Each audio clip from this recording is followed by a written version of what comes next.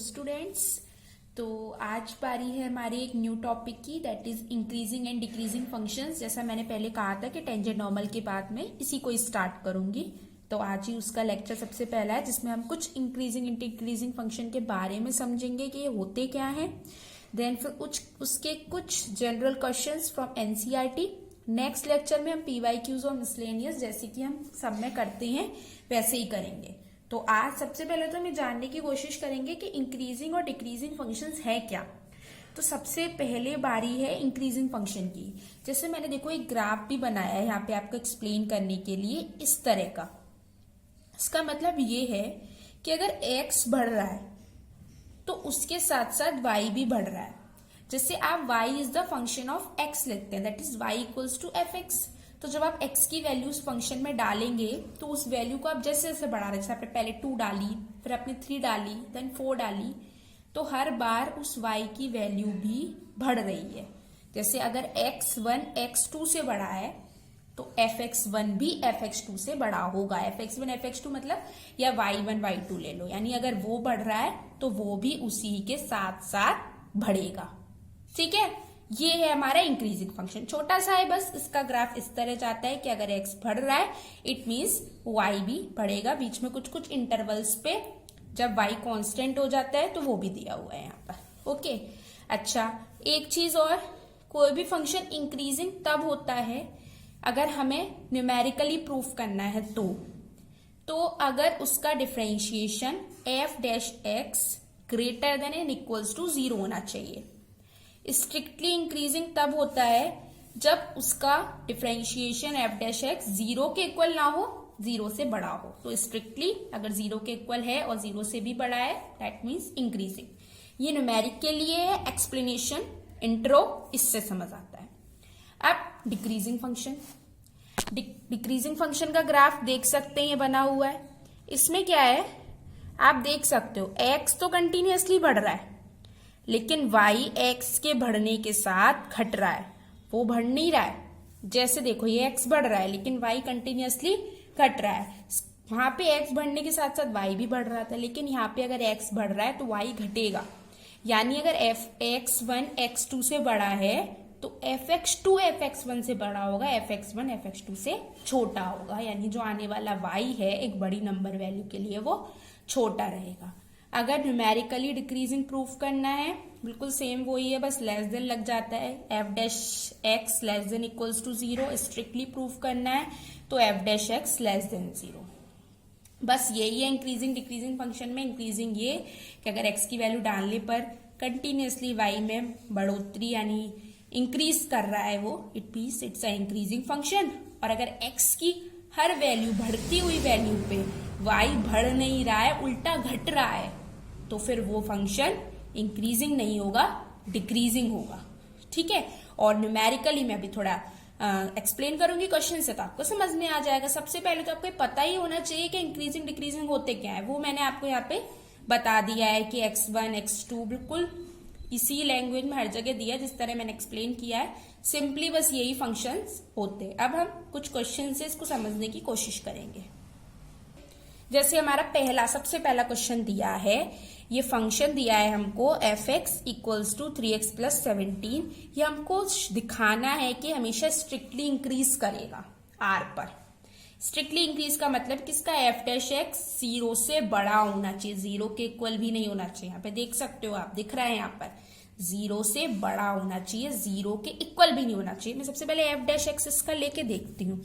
आप इसका जब f डैश x लेंगे इट विल बी 3 तो कांस्टेंट हो गया, यानी इसका f डैश x की कोई भी वैल्यू हो, कुछ भी हो, रियल नंबर्स कैसा भी वैल्यू हो, f डैश x तो 3 आएगा। तो जब f डैश x 3 आएगा यानी वो हमेशा 0 से बड़ा ही होगा। कांस्टेंट है तो क्या हुआ, हमेशा ही 0 से बड़ा होगा। इसका मतलब ये फंक्शन हमेशा स्ट्रिक्टली इंक्रीज करेगा किसी भी r वैल्यू पे x के लिए। ठीक है, नेक्स्ट क्वेश्चन। यहाँ पे हमको ये शो करना है कि जो function f(x) equals to sine x है वो 0 से π/2 तक के लिए तो इंक्रीज करेगा लेकिन π/2 से π तक के लिए डिक्रीज करेगा। कैसे, आप सबसे पहले f डैश x लीजिए तो f डैश x क्या आएगा, cos x आएगा। ठीक है, अच्छा, आपने टेबल याद करी थी ट्रिग्नोमेट्री में 0 से 90 तक के लिए sine cos tan cos sec cosec x की। क्या कभी भी उसमें कॉस की वैल्यू नेगेटिव आई?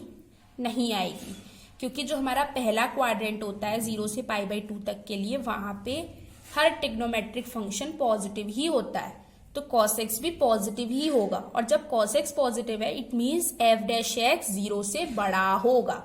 ऐसे हम बोल सकते हैं कि इफ x बिलोंग्स टू 0 से π/2 hence cos x will always greater than 0। आप कहो इक्वल्स टू तो हो सकता है, लेकिन यहाँ पे जो π/2 का ब्रैकेट है वो स्क्वायर नहीं है, कर्व ब्रैकेट है। इसका मतलब π/2 को इंक्लूड नहीं कर रहे हैं, क्योंकि अगर π/2 इंक्लूड हो जाएगा तो फिर स्ट्रिक्टली नहीं रहेगा, क्योंकि 0 हो सकता है, इंक्रीजिंग हो जाएगा।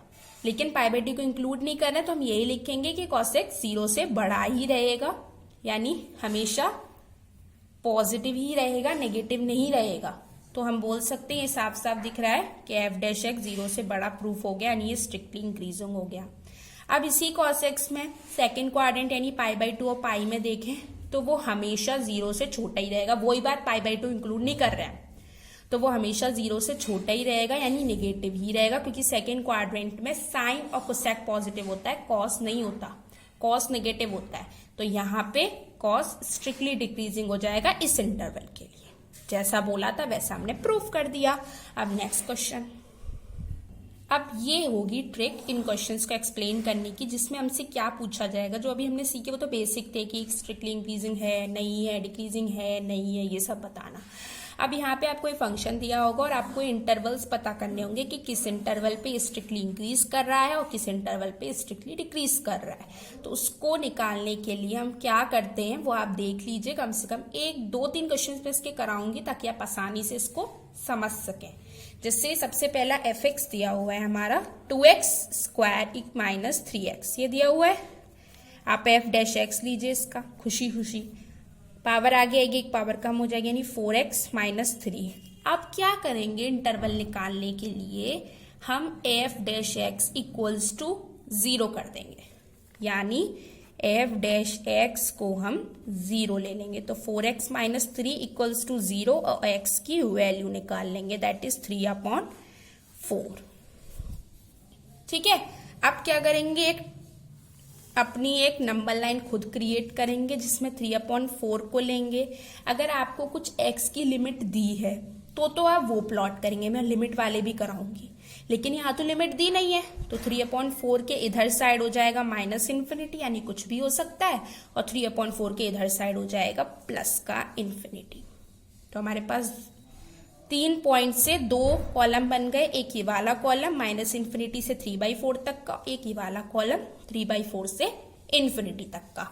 ठीक है, अब हम क्या -∞ से 3/4 तक आप कोई भी वैल्यू f' में डाल के दिखा दो, 1 भी दिखा दो, 2 दिखा दो, वो 0 से अगर बड़ी आ रही है इट मीन्स वो -∞ से 3/4 पे इंक्रीज करेगा, और अगर वो 0 से छोटी आ रही है इट मीन्स वो -∞ 3/4 पे डिक्रीज करेगा।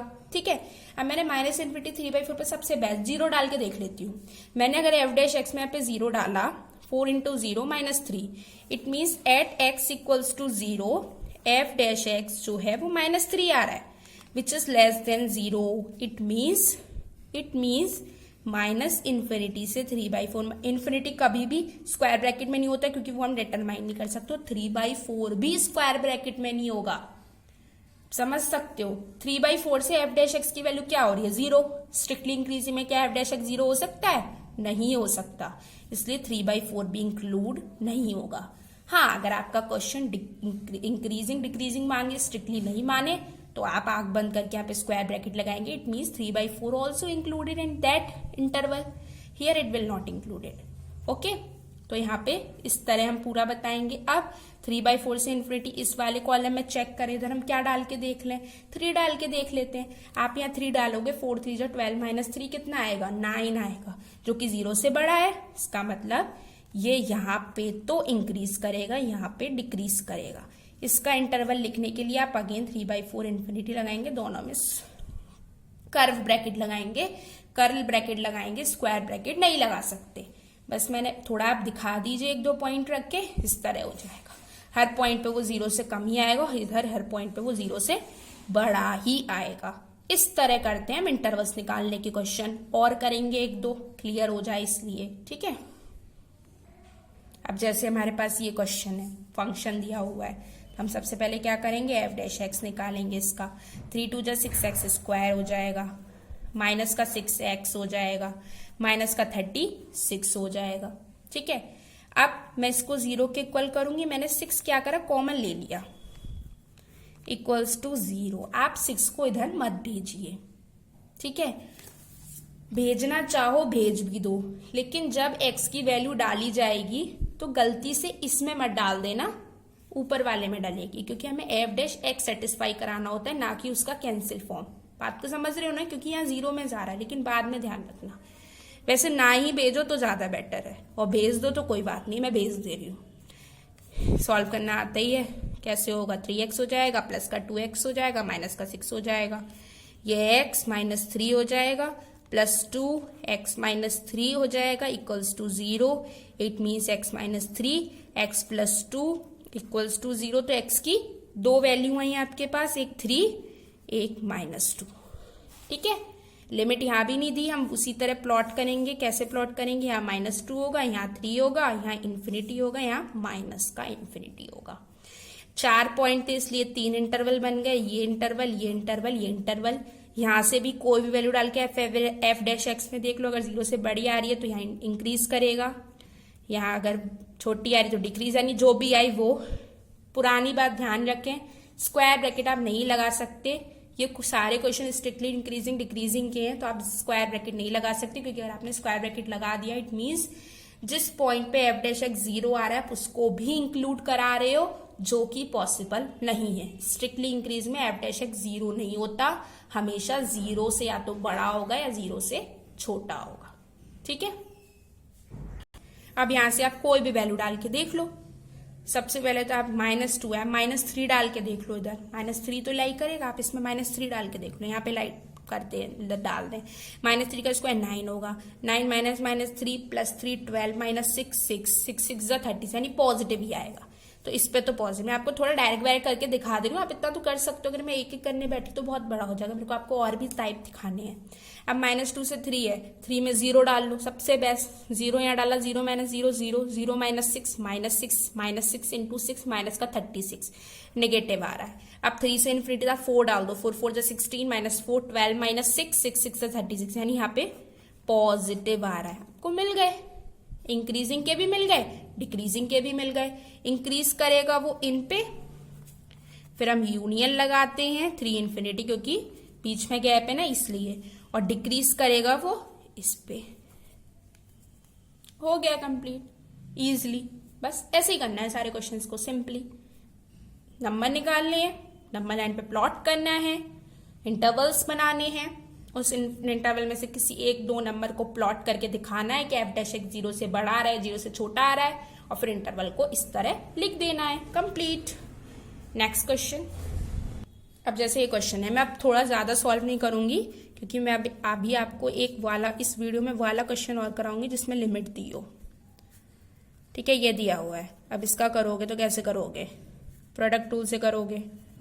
3x माइनस 3 का whole square plus x minus 3 का क्यूब इंटू 3x प्लस 1 का होल स्क्वायर, x प्लस 1 का तो 1 ही हो जाएगा। इसमें से कॉमन लेना हो तो x प्लस 1 का होल स्क्वायर कॉमन ले लो, x माइनस 3 का होल स्क्वायर कॉमन ले लो, इधर बचेगा x plus 1 plus x minus 3, ठीक है।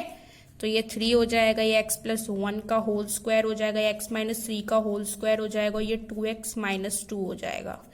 इसको आप ऐसे भी लिख सकते हो, x प्लस 1 का होल स्क्वायर, x माइनस 3 का होल स्क्वायर, 2 बाहर आ जाएगा, x माइनस 1 बचेगा, इक्वल्स टू 0 करोगे आप इसको, है ना। 0 करोगे तो कैसे करोगे, ये भी 0 हो सकता है, ये भी हो सकता है, ये भी हो सकता है, तीनों को कंसीडर करके करेंगे। जो नंबर कांस्टेंट है उनको कंसीडर करेंगे नहीं। आप x प्लस 1 का होल स्क्वायर को 0 करोगे, यानी x प्लस 1 इक्वल्स टू 0, तो x आ जाएगा एक -1, एक इधर से आ जाएगा 3, एक इधर से आ जाएगा 1, 3 वैल्यू आपकी निकली, -1 3 1, ठीक है। इक्वल्स टू 0 कर दिया, थोड़ा जल्दी तो नहीं हो गया। यहाँ पे मैंने क्या करा, सबसे पहले क्या करा, डिफरेंशिएट करा, ये पेयर बन गए मेरे। मैंने x प्लस 1 का होल स्क्वायर को भी 0 के इक्वल करा, क्योंकि मैं x की वैल्यू चाहिए ना सबके लिए, उसको भी इक्वल्स टू 0 करा, उसको भी इक्वल्स टू 0 करा, 3 वैल्यू आपके लिए आ गई। बस अब आप उसको यूज कर लो आसानी से। क्या करूं मैं, प्लॉट करूंगी यहाँ पे, ये -1 यहाँ प्लॉट हो, ये 1 हो जाएगा, ये 3 हो जाएगा, ये इन्फिनिटी माइनस इन्फिनिटी। 1 2 3 4 5 है, 4 इंटरवल आपके लिए बन गए। सब में एफ डैश एक्स डाल के देख लो, अगर कहीं पॉजिटिव आ रहा है का मतलब F dash x greater than 0 है, यानी वो स्ट्रिक्टली इंक्रीज कर रहा है। नेगेटिव आ रहा है इसका मतलब F dash x less than 0 है, तो वो डिक्रीज कर रहा है। सिंपल, ठीक है। जैसे यहां से मैं क्या डालू, -2 डाल ले रही हूँ, चलो ठीक है। मैंने -2 किस में डाला, इसमें डालती हूँ मैं, -2 + 1 -1 का होल स्क्वायर, -2 स्क्वायर -2 -1 नेगेटिव रहेगा। अब 0 डाला, 0 0 इधर तो कोई फर्क नहीं पड़ेगा, इधर इधर भी नेगेटिव ही रहेगा।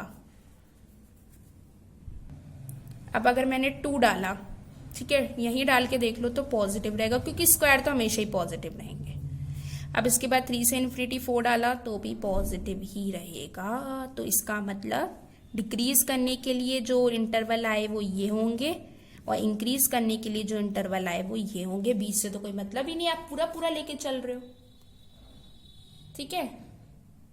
लेकिन हम इसको ऐसे नहीं लिख सकते, यूनियन लगाएंगे। ऑफ कोर्स मैं गलती से ले गई, क्योंकि ऐसे में तो 3 भी इंक्लूड हो जाएगा, 3 पे तो ये 0 है, तो ऐसे तो नहीं लिख सकते। जैसे मैंने ये करा, यूनियन लगाया, -1 से 1 1 1 3 यूनियन लगाया, 3 इन्फिनिटी, कंप्लीट।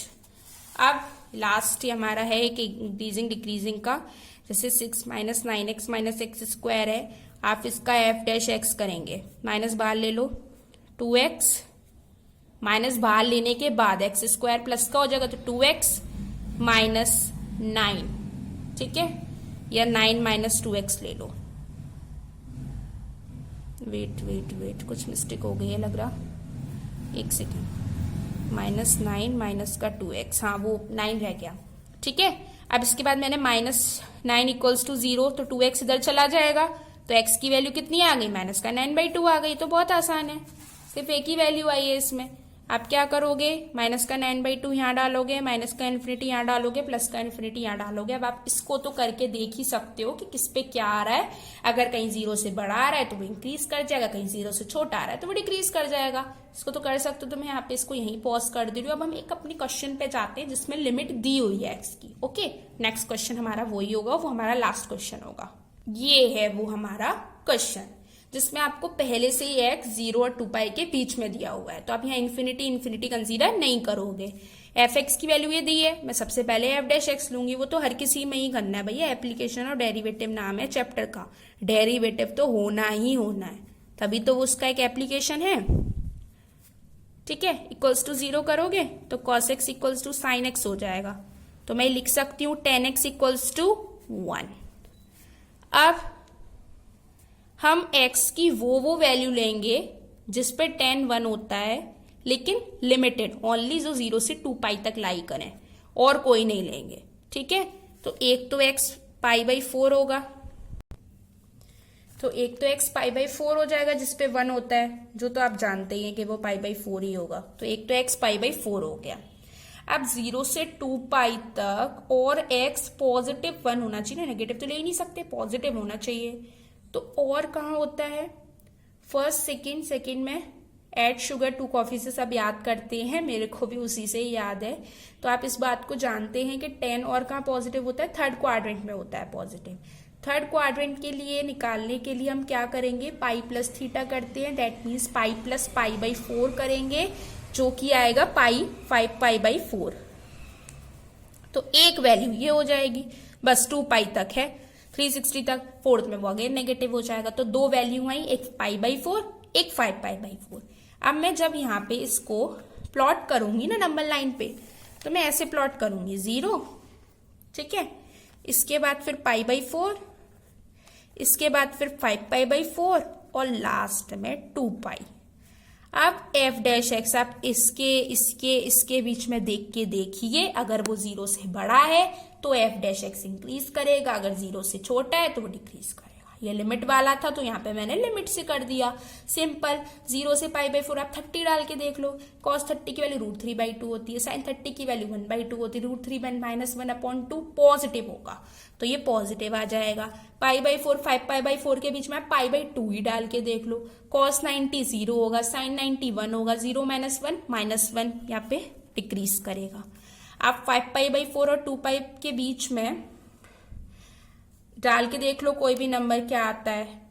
जैसे मैंने 270 डिग्री यहाँ पे डाल के देखा, ठीक है। 270 डिग्री अगर मैं डालूं तो 90 × 3 + 0 करती हूँ, 270 भी इन दोनों के बीच में लाई करेगा। cos 293 × 3 + 0 करूंगी तो अगर मैं 90 × 3 + 0 करती हूँ तो cos तो उस पर +1 हो जाएगा, लेकिन sin x जो होगा वो उस पर 0 हो जाएगा। तो cos x 1 - 0 यानी sin x, तो positive value I that is 1। It means यहाँ पे अगेन इंक्रीज करेगा। तो आपके पास इंक्रीज के 2 आए, 0 से π/4, 5π/4 से 2π। हाँ, एक बात और इधर लिखने में थोड़ी सी ट्रिक है। आप जब इंक्रीज का लिखोगे ना तो ऐसे लिखोगे, इसको इंक्लूड नहीं करेंगे लेकिन 0 को कर लेंगे क्योंकि वो पहले ही से बोल रहा है इस बात को, ठीक है। अब जब आप π/4 5π/4 का डिक्रीज के लिए करोगे तो दोनों इसी में आएंगे, और जब 5π/4 2π को लोगे तो ये अगेन ऐसे आएगा, ये अगेन ऐसे आएगा। खुद देख लो, आप जब 0 डालोगी इधर तो cos 0 1 होगा और sin 0 0 होगा। क्या ये 0 के इक्वल हो रहा है? नहीं हो रहा है, इसका मतलब हम इसको ले सकते हैं, तो हमने ले लिया, सिंपल। बस यही था हमारा कुछ छोटा सा introduction with some questions increasing decreasing के। होप सब समझ में आया होगा, अच्छे से समझाया है सब कुछ। इंटरवल्स वाले क्वेश्चन आगे लेवल थोड़ा बढ़ा देंगे, मिसलेनियस वगैरह का करेंगे, PYQs करेंगे, और फिर इंक्रीजिंग डिक्रीजिंग को भी ऐसे ही जल्द से जल्द फिनिश करेंगे। Thank you, bye.